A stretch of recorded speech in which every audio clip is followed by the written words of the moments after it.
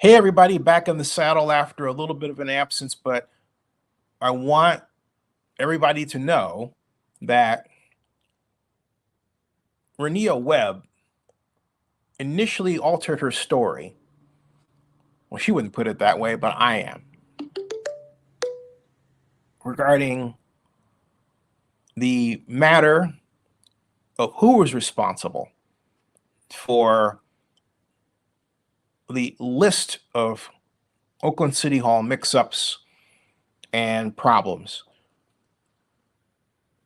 When I first got wind of this, it was because Ms. Webb resigned in a fit of pick on New Year's Eve night, or New Year's Eve day, excuse me, the last day of 2022. That's when Renia Webb resigned. Renia was the chief of staff to then Oakland council member Sheng Thao, held over as chief of staff to the mayor-elect until she resigned.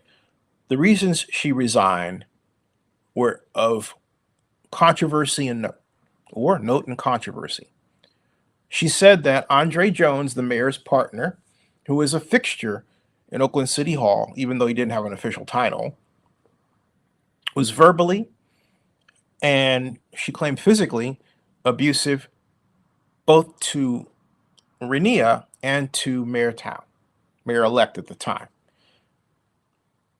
Andre started to yell at first Sheng, and then Renia claims herself on the day that, which was New Year's Eve, that Sheng was at her swearing in ceremony, different from her inauguration, which was to come late March. And so, when I say late March for, late January. So here is Renia making the claim on her email. She intended to send it only to a handful of mainstream media people, but she hit literally the wrong button and sent it to everybody on the City of Oakland's employee list. A friend of mine who worked for Lauren Taylor at the time, Pamela Ferdan, got a hold of it and made absolutely certain I got the email. So I, out of the blue, saw it. And Pamela made certain I got it, and I did. And I produced a blog post about it and subsequent video blogs. I reached out to Ms. Webb. She sent me a flanks of texts all around this story and this problem. And at no point did Ms. Webb discuss the Duong family. Never came up. She did talk about her claim that Mr. Jones, Andre Jones, was selling jobs, she put it, commission jobs, out of the mayor's office, which is illegal. Okay, illegal. All right. She did talk about that extensively. So here comes Ms. Webb months, well, but more than months, a year later plus, and she tells the mainstream media a different story, focusing on the Duongs more so than Andre Jones by a country mile. Many of the salacious accusations she made about Andre Jones, like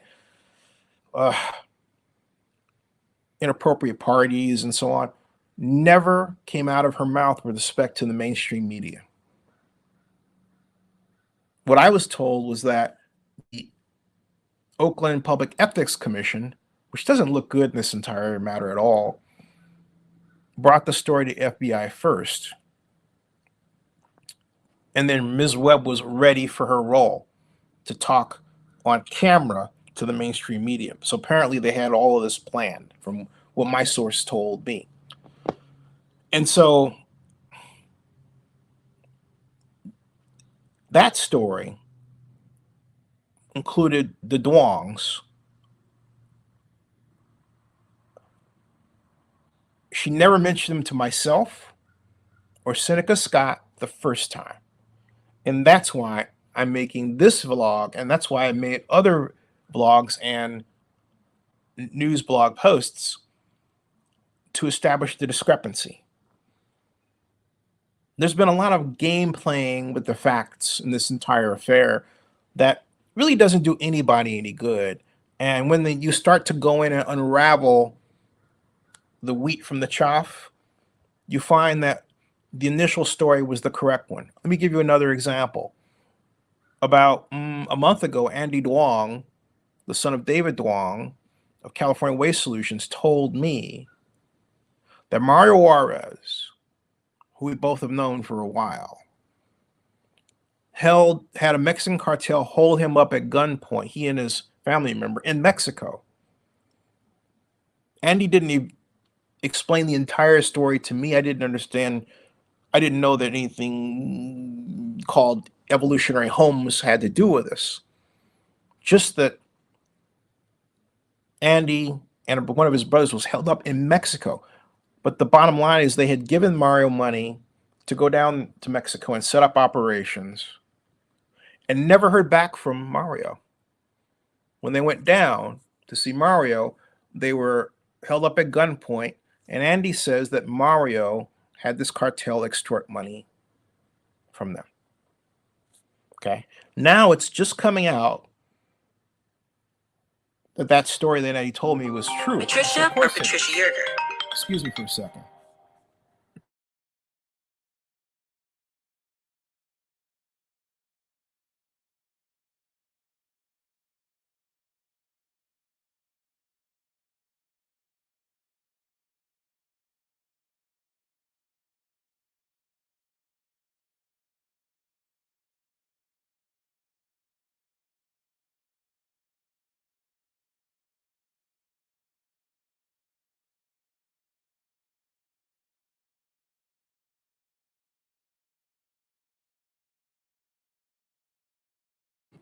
My mic was muted. Sorry about that. But at any rate, my point is that what was told to me by Andy Duong then has been confirmed by a number of news outlets. Well, no surprise. Because when I initially told one news person I will not mention, they responded with incredulity. And my thought was, wait a minute. You literally just got involved in this story. I've been involved in this for literally 2 years. Actually, if you take that story and realize that it's actually made it to Leona Powell, the former Sheng Thao aide, when Sheng Thao was Oakland City Councilman for District 4, and then beyond that, when Renia Powell came to me with her complaint, but my coverage of Sheng, beyond that, and noting how she had changed, okay, among other things. So here comes Anchorman, right? And I thought, seriously? So anyway, now all that is in the past, is in the rearview mirror, as they say. And what we are finding out slowly is that this is a very complicated story. It's hard to say where these indictments are going to go. It's hard to say if the FBI really has an ironclad case. But I believe that the FBI is interested because there may have been some type of arrangement or transaction or something that looked bad, all right? Something that didn't look right, that implied payment from a foreign operative to an elected official in America, and that is illegal. It is illegal for foreigners to put money into an American election. There you go. All right, clearing decks here, as they say.